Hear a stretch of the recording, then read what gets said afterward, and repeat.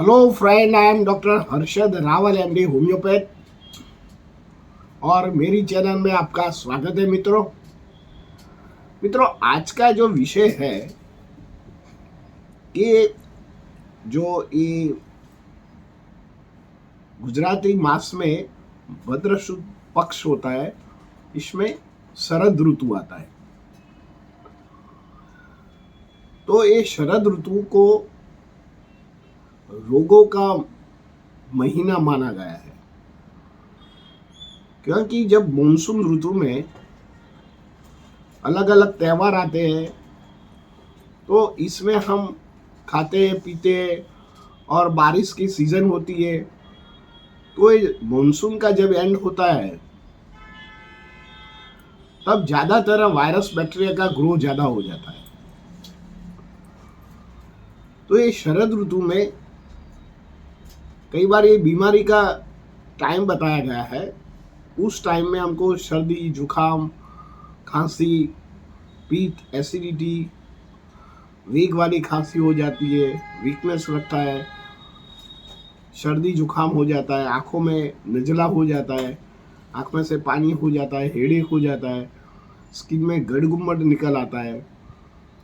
तो हमारा जो पूर्वज थे और हमारे जो ऋषि मुनि थे, उन्होंने एक कहावत बनाया है और आशीर्वाद दिया है कि आपको 100 शरद ऋतु जीने का आशीर्वाद है। तो जिन लोगों ने ये शरद ऋतु का टाइम निकाल दिया और हेल्दी रहे, तो सारा साल आप हेल्दी रह सकते हैं। क्योंकि यही टाइम में जिन लोगों का इम्यूनिटी कम होता है, इन लोगों को यही बीमारी का आभास और टाइम चलता है।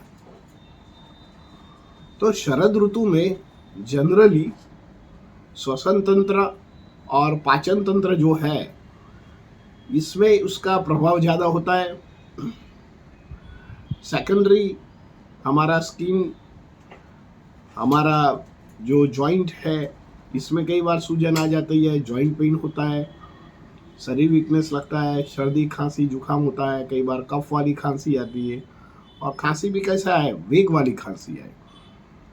और दर्दी को गले से इतनी खांसी आ जाए, आवाज बैठ जाए, कफ छूटता ही नहीं है, कफ सूख जाता है,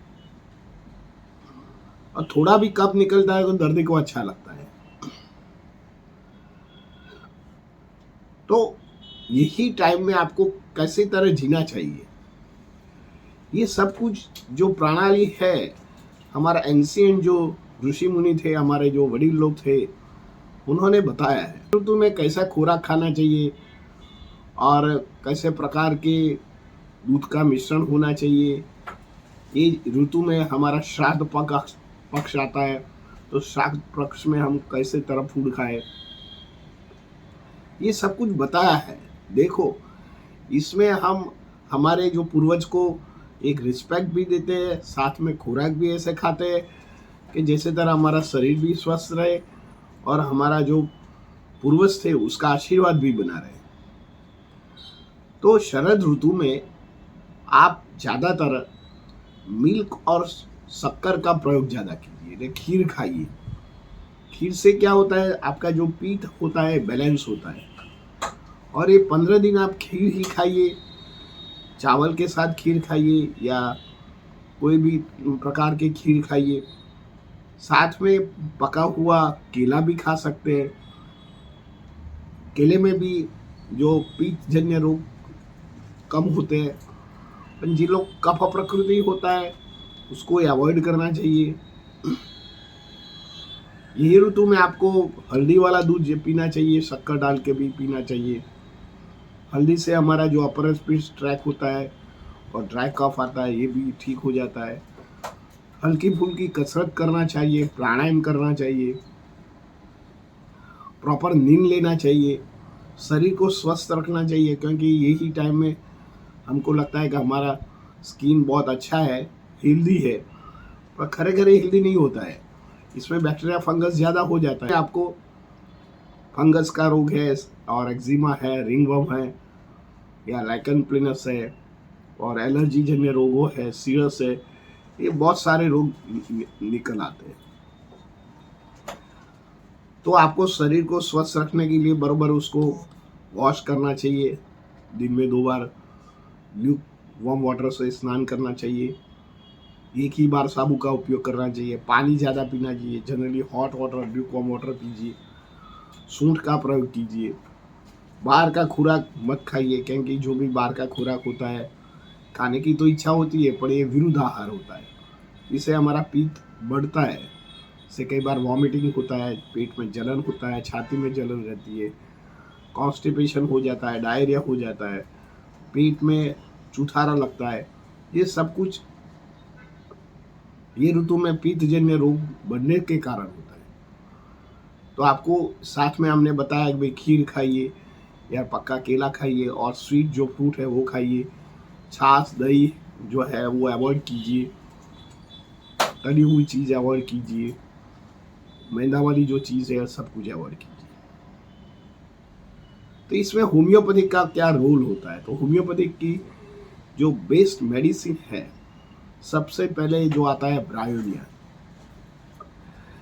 ये ऋतु में जिसको कफजन्य रोग रहता है या पेट में गड़बड़ रहती है, कॉन्स्टिपेशन रहता है, पाचन वीक पड़ गया हो, जॉइंट पेन होता है, कई बार गले में तकलीफ रहती है, हेडेक हो जाता है, तब आप ब्रायोनिया 30 पोटेंसी का उपयोग कर सकते हैं। सेकंड दवा है नक्सवामिका।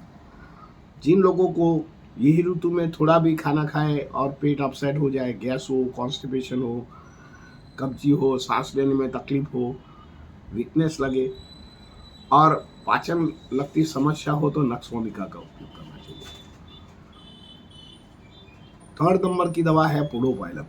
जिन लोगों को ये ऋतु में डायरिया का प्रॉब्लम रहता है, बार बार स्टूल पास करने का होता है, स्टूल में जलन होता है, खून निकलता है, कमर दुखता है, गैस निकलता है, हेडेक हो जाता है, छाती में जलन होता है, तब आप पोडोपाइलम दवा का उपयोग करना चाहिए। फोर्थ नंबर की दवा है नेट्रम फॉस।